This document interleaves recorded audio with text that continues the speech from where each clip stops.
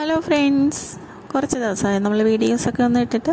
അപ്പോൾ ഇന്നത്തെ ഈ ഒരു വീഡിയോയിൽ കാണിക്കുന്നതായി കുറച്ച് മാങ്ങ വീട്ടിൽ തന്നെ പിടിച്ച് കിട്ടിയ മാങ്ങയാണ്. അപ്പം ഇച്ചിരി കൂടുതൽ പറിച്ചെടുത്തിട്ടുണ്ട്. എന്തിനെന്നറിയോ, ഇതുപോലെ നീളത്തിന് അരിഞ്ഞിട്ട് അതിൽ ഇച്ചിരി ഉപ്പും കൂടെ ചേർത്ത് നന്നായിട്ട് കുറച്ച് നേരം വെച്ചിട്ട് അതിൻ്റെതായി ഇതുപോലെ ഒരു മുറോ ചാക്കോ എന്തെങ്കിലും എടുത്ത് അതിലൊന്ന് നിരത്തി വെച്ചതാ ഉണക്കി എടുത്തിട്ടുണ്ട്. ഉണങ്ങി കഴിയുമ്പോൾ മാങ്ങ ഇതുവഴത്തേക്ക് കൂടുതൽ നാൾ സൂക്ഷിച്ച്.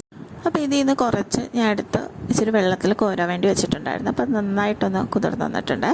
അപ്പോൾ അതവിടെ ഇരുന്നോട്ടെ. ഇനി നമുക്കൊരു പാനിൽ ഇച്ചിരി എണ്ണ ഒഴിച്ച് കൊടുക്കാം.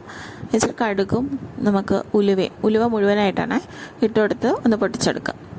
അതിപ്പോൾ ഒന്ന് പൊട്ടി വരുമ്പം അതിലേക്ക് പിന്നെ നമുക്ക് ആവശ്യമുള്ളത് വെളുത്തുള്ളിയും വറ്റൽമുളക് ഞാൻ ഇതിൽ ചേർത്ത് കൊടുക്കും കേട്ടോ. അച്ചാറിടുമ്പം പച്ചമുളകും ഒരു 3-4 തണ്ട് കറിവേപ്പിലയും കൂടെ. കറിവേപ്പില കുറച്ച് കൂടുതൽ ഇട്ടാലും പ്രശ്നമൊന്നുമില്ല. അപ്പോൾ അതും കൂടെ ഇട്ടുകൊടുത്ത് നന്നായിട്ടൊന്ന് ഇളക്കി കൊടുത്തേക്കാം. അതിനുശേഷം മുളക് പൊടി ചേർത്ത് കൊടുക്കുക. ഇവിടെ ഞാൻ കാശ്മീരി മുളക് പൊടിയാണ് ഇട്ട് കൊടുക്കുന്നത്. അതുപോലെ തന്നെ കായപ്പൊടിയും കൂടെ ചേർത്ത് കൊടുക്കുക. കുറച്ച് വിനാഗിരിയും കൂടെ ചേർത്ത് കൊടുക്കുക. മാങ്ങയും കൂടെ ഇതിലേക്ക് ചേർത്ത് കൊടുക്കുക. എന്നിട്ട് ഈ മിക്സ് ആയിട്ടൊന്ന് മിക്സ് ചെയ്തെടുക്കുക. ഒരു 5-10 മിനിറ്റും കൂടെ ഒന്ന് വെച്ചേക്കാം. അതിനുശേഷം നമ്മുടെ അച്ചാർ ഇവിടെ തയ്യാറായി കിട്ടും. അത് നമുക്ക് ഒരു ടൈറ്റായിട്ടുള്ള ജാറിൽ ഇട്ടിട്ട് നമുക്ക് ഫ്രിഡ്ജിൻ്റെ അകത്ത് വെച്ച് നമ്മുടെ ആവശ്യാനുസരണം നമുക്ക് യൂസ് ചെയ്യാവുന്നതേ ഉള്ളൂ. അപ്പോൾ ഈ ഒരു റെസിപ്പി